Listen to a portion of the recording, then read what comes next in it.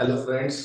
तो आज हम देखेंगे भारत की खुद की क्रिप्टो करेंसी आने वाली है या नहीं। और आरबीआई ने एक सर्कुलर निकाला है कि मुंबई, बेंगलोर, बड़े सिटीज में एक पायलट प्रोजेक्ट, डेमो प्रोजेक्ट चालू किया है।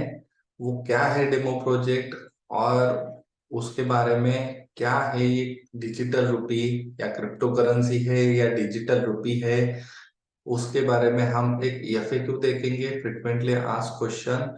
और क्वेश्चन के साथ हम लोग आंसर देखेंगे और ये कंसेप्ट क्लियर करेंगे। तो चलिए शुरू करते हैं ज्ञान का एक्सचेंज और देखते हैं भारत की खुद की क्रिप्टो करेंसी आ रही है नहीं। तो चलिए मैं यहाँ पे एक एफएक्यू शेयर करता हूँ कि ये क्रिप्टो करेंसी है क्या। पहले तो ये क्रिप्टो करेंसी नहीं है, ये डिजिटल मनी है। डिजिटल मनी है। हाँ, ये डिजिटल मनी है, तो डिजिटल रुपी कहते हैं इसे। और इसका सिंबल ऐसे आता है, ई और रुपी। और ये सेंट्रल बैक्ड डिजिटल करेंसी है, सीबीडीसी कहते हैं। और ये आरबीआई ने अथोराइज किया हुआ है, और ये इलेक्ट्रॉनिक फॉर्म में रहता है, डिजिटल फॉर्म में रहेगा। तो तीसरा सवाल ये है कि what is centrally backed digital currency, मतलब क्या है कि क्रिप्टो करेंसी है वो रेगुलेशन कोई नहीं करता। उसका रेगुलेशन कोई नहीं है, उसकी रेगुलर अथॉरिटी कोई नहीं है। अगर क्रिप्टो करेंसी में फ्रॉड होता है तो कोई भी वहां पे जिम्मेदारी नहीं लेगा, कोई भी संस्था या इंस्टीट्यूट जिम्मेदारी नहीं लेगा। लेकिन यहाँ पे देखिए, ये इलेक्ट्रॉनिक करेंसी है, central bank, just like traditional currency notes जो हम यूज करते हैं, नोट्स, कैश। और वो बैक्ड बाय कौन कर रहा है? अपनी सेंट्रल बैंक ऑफ इंडिया, मतलब RBI, reserve bank of India back कर रही है। और ये डिजिटल मनी है। और ये डिजिटल मनी यूपीआई से कैसे अलग है? तो यूपीआई का पहले कैसे वर्कआउट होता है वो देखिए।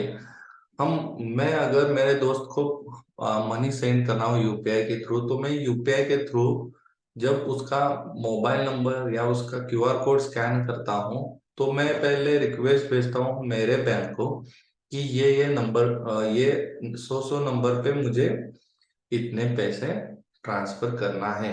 तो वो पहले बैंक ऑथराइज करेगी, बैंक ऑथराइज करने के बाद वो चेक करेगी कि वो सही नंबर है क्या। और वो सही नंबर है तो फिर वो यूपीआई ट्रांजैक्शन हो जाएगा। तो ये बैकग्राउंड में ये पूरा ट्रांजैक्शन चालू रहता है। और उसके बाद ये सेटलमेंट और क्लियरिंग प्रोसेस होता है। तो यहाँ पे इसके लिए यूपीआई कुछ समय लेता है, बहुत ही नॉमिनल समय लेता है। लेकिन अगर देखे तो वहां पे इंटरमीडिएट आ गई। इंटरमीडिएट मतलब क्या? वो मेरी खुद की बैंक और जो बैंक में मेरे दोस्त के बैंक में अगर पैसे जमा हो रहे हैं वो दूसरी बैंक है, तो वो बैंक, तो ये दो बैंक इंटरमीडिएट हैं। और डिजिटल मनी में ये इंटरमीडिएट नहीं रहेंगे, direct wallet to wallet transfer होंगे। तो यूपीआई से भी फास्ट होगा ये। और यूपीआई से फास्ट होगा और इसे इंटरनेट की भी जरूरत नहीं है, ऐसे आरबीआई बता रहा है। तो वो कैसे है कि यूपीआई मतलब फिजिकल कैश की तरह ये यूज होगा। कि फिजिकल कैश हम कैसे देते हैं दोस्त को, अगर मैंने दिया 200 रुपए तो फिजिकल कैश दे दिया, तो उसके लिए कोई मतलब बहुत फास्ट होता है, वैसे डिजिटल फॉर्म में ये फिजिकल कैश है। तो इसमें इन्वेस्ट कर सकते हैं क्या? अगर अभी मैंने बताया कि ये फिजिकल कैश जैसे है, और फिजिकल कैश अगर आपने अपने अलमारी में रखा तो उस पे कोई इंटरेस्ट नहीं लगता। वैसे ही आपने अगर ये डिजिटल कैश अपने वॉलेट में रख दिया तो भी उस पे कोई इंटरेस्ट नहीं लगता। और कैसे कैसे ये मैं यूज कर सकता हूँ? तो अभी देखिए कि यहाँ पे बहुत ही क्लोज ग्रुप के लिए ये डेमो प्रोजेक्ट चालू है। अगर ये लकी हो आप, तो आपको सीबीडीटी ऐप से ये यूज करना है, आपका मोबाइल नंबर लिंक करना है, आपको यूनिक वॉलेट आईडी मिल जाएगा और उसके थ्रू आपने ये ट्रांजेक्शन करना है।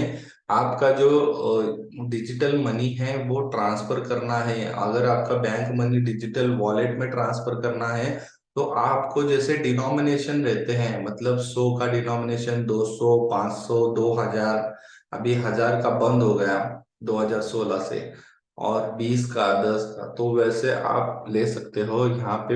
एग्जाम्पल कैसे, अगर आपको 10,000 अपने वॉलेट में ट्रांसफर करने हैं तो आप इस तरह से कर सकते हो, 500 के 16 नोट, 100 के 10 नोट और 50 के 20 नोट, ऐसे 10,000 ले सकते हो। ये डिनोमिनेशन के तरह यूज होता है। तो इसके पीछे गवर्नमेंट का मोटिव क्या है? पहले तो printing and handling cost cash के लिए बहुत लगता है। कैश प्रिंटिंग के लिए बहुत ही गवर्नमेंट कॉस्ट पेयर करती है। कैशलेस इकोनॉमी को एनकरेज करना है और ट्रांजैक्शन फास्ट करना है। यूपीआई का जो कॉस्ट लगता है बैंक के लिए, तो वो बैंक का कॉस्ट कम करना है। दूसरा है कि ये क्रिप्टो करेंसी का अल्टरनेटिव बनाना चाहती है गवर्नमेंट, क्योंकि क्रिप्टो करेंसी का मार्केट बढ़ रहा है। और पूरे दुनिया भर में जो सरकारें हैं उनको खतरा है कि अगर ये मार्केट बढ़ जाएगा तो उनका उनका जो महत्व है वो कम हो जाएगा, और इम्पोर्टेंस कम होने के वजह से वो देख रहे हैं कि इसका अल्टरनेट कुछ तो सॉल्यूशन निकालना है। इसीलिए ये डिजिटल मनी को बना रहे हैं। अगर यहाँ पे देखिए कि what's the point, what's the utility here. अगर आप देखिए कि अगर बैंक में आप चले गए और आपको आपने बताया कि मुझे 1 CR मेरे दोस्त को ट्रांसफर करने हैं, तो बैंक वहां पे आपको रिस्ट्रिक्शन देता है कि आप नहीं नहीं आप एक दिन में सिर्फ 10 लाख रुपए ही ट्रांसफर कर सकते हो, उसके ऊपर आप ट्रांसफर नहीं कर सकते। या आपने एक बैंक में नया अकाउंट निकाला और आपको 2 लाख रुपए ट्रांसफर करने हैं, तो वहां पे बता बता देता है कि पहले 24 आवर्स में या 40 आवर्स में आप सिर्फ 25,000 रुपये ट्रांसफर कर सकते हो। तो ये डिजिटल मनी में नहीं होगा। डिजिटल मनी में अभी तो आरबीआई कह रहा है कि कोई कैपिंग लिमिट नहीं है, लेकिन ऐसे मुझे लगता है कि आगे कैपिंग लिमिट आएगा, क्योंकि कैसे है, जिनका जैसे है वैसे कैपिंग लिमिट देना पड़ेगा। क्योंकि कैसे है कि 1 CR का ट्रांजेक्शन ऐसे ही नहीं होगा, वहां पे आरबीआई आपको थोड़ा बहुत इम्पोज करेगा, रिस्ट्रिक्शन इम्पोज करेगा। आगे देखते हैं कि एडवांटेजेस क्या हैं। पहले तो फिजिकल कैश अगर हैंडलिंग करते हैं तो वहां पे खतरा रहता है, जो थेफ्ट है, या कुछ तो फ्लड हो गया तो भीग गए, या फायर हो गए, फायर लग गई तो वहां पे जल जाते हैं। तो ये सब जो होता है उससे ये सिक्योर रहता है। सॉइल्ड नोट रहते हैं। सॉइल्ड नोट मतलब क्या? नोट जो कैश घूमती है वहां, जो मार्केट में घूमती है, तो बहुत से नोट ऐसे हो जाते हैं कि वो गंदे हो जाते हैं, पड़ जाते हैं। तो उसके लिए ये अच्छा अल्टरनेटिव है, और स्मूथ और हैसल फ्री ट्रांजेक्शन रहता है, इजी ट्रांजेक्शन रहता है, और ट्रैक कर सकते हैं। अगर फिजिकल कैश का देखते हैं तो हम ट्रैक नहीं कर सकते कि मेरा एक एक साल पहले का कैश किसके पास है, मैं ट्रैक नहीं कर सकता। लेकिन यहाँ पे डिजिटल मनी में मैं ट्रैक कर सकता हूँ कि मेरा पैसा यहाँ से वहां जा रहा है, किससे गया है, तो वो मुझे समझ में आ जाएगा।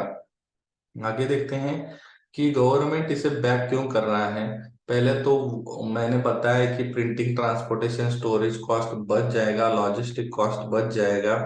और दूसरा ये है कि यहाँ पे कॉस्ट तो बचेगा, लेकिन अगर डिजिटल मनी आएगा तो डिजिटल टोकन का भी कॉस्ट उतना ही रहेगा या ज्यादा भी रह सकता है, ये बता नहीं सकते।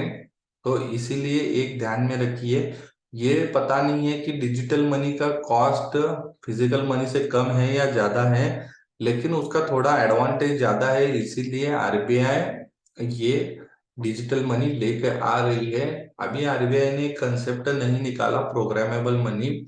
तो उसमें एक एग्जांपल मैं देता हूँ कि अगर गवर्नमेंट को फर्टिलाइजर के लिए, खेतों के लिए सब्सिडी देना है, जो फर्टिलाइजर खेत में यूज होते हैं उसके लिए सब्सिडी देना है, तो अगर प्रोग्राम मनी किया है उसमें कि सिर्फ ये फर्टिलाइजर परचेज के लिए ही यूज होगा ई रुपये, तो वहां पे दूसरा यूज नहीं हो सकता।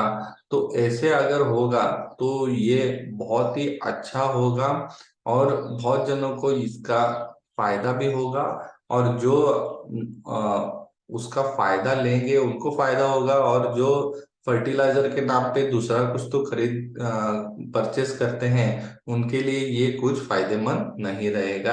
अगर ऐसे प्रोग्रामेबल मनी आएगा तो ये एडवांटेजेस रहेगा। अभी लास्ट पॉइंट देखते हैं कि यहाँ पे उनके लिए चैलेंज क्या है गवर्नमेंट के लिए। पहले तो प्राइवेसी लॉस होती है, क्योंकि पूरे ट्रांजेक्शन आरबीआई के थ्रू रिकॉर्डेड होंगे, तो पूरा ट्रांजेक्शन आरबीआई को पता रहेगा। मैंने एक साल में किन किन लोगों को कितने पैसे ट्रांसफर किए हैं वो पूरा दिखेगा। Lack of internet connectivity in rural areas, RBI का इस पे जवाब आया है कि विदाउट इंटरनेट भी ये रुपये मतलब डिजिटल रुपये ट्रांसफर होते हैं। साइबर सिक्योरिटी का थ्रेट बहुत रहता है, क्योंकि बहुत जन साइबर सिक्योरिटी का नॉलेज न रहने से साइबर फ्रॉड होते हैं, तो वो तो थ्रेट रहेगा। और दूसरा है कि सेंट्रलाइज डाटा रहेगा, और सेंट्रलाइज डाटा रहने से दूसरे इंस्टीट्यूट हैं गवर्नमेंट के या अदर इंस्टीट्यूट, अगर गवर्नमेंट वो डेटा अदर इंस्टीट्यूट को दे देती है तो उनका मोटिव वहां पे सर्व होगा, किसका बैलेंस ज्यादा है, वो क्या कर रहा है, वो क्या परचेस कर रहा है, क्या सेल कर रहा है, वो पूरा डाटा वहां पे मिल जाएगा। और वो इंस्टीट्यूट वो हिसाब से आगे उनका कैंपेन कर सकती है। तो ये था छोटा सा प्रेजेंटेशन मेरा। और ये क्रिप्टो करेंसी नहीं है, ये डिजिटल मनी है लाइक फिजिकल कैश। तो यहाँ पे आपको उस पे इंटरेस्ट नहीं मिलेगा अगर आपने अपने वॉलेट में वो जमा किए हैं, क्योंकि कैसे अलमारी में रखा हुआ फिजिकल कैश पे जो कोई रिटर्न नहीं मिलता, वैसे ये डिजिटल मनी है। आपके वॉलेट में अगर आपने रखा तो आपको उस पे इंटरेस्ट नहीं मिलेगा, ये इन्वेस्टमेंट इंस्ट्रूमेंट नहीं है। और ये 1 दिसंबर से पायलट प्रोजेक्ट चालू हुआ है, देखते हैं अभी क्या होता है। ये अगर सक्सेसफुल हुआ तो ये ऑल ओवर इंडिया चालू हो जाएगा, और यूपीआई की तरह अगर ये रहा तो ये यूपीआई से भी ज्यादा सक्सेसफुल हो सकता है। तो देखते हैं क्या होता है। और अगर आपको ये वीडियो अच्छा लगा तो ये वीडियो अपने सब दोस्तों के साथ शेयर कीजिए। अगर कुछ आपको शेयर करना है तो मुझे कमेंट कीजिए। और ये वीडियो अंत तक देखने के लिए थैंक यू वेरी मच।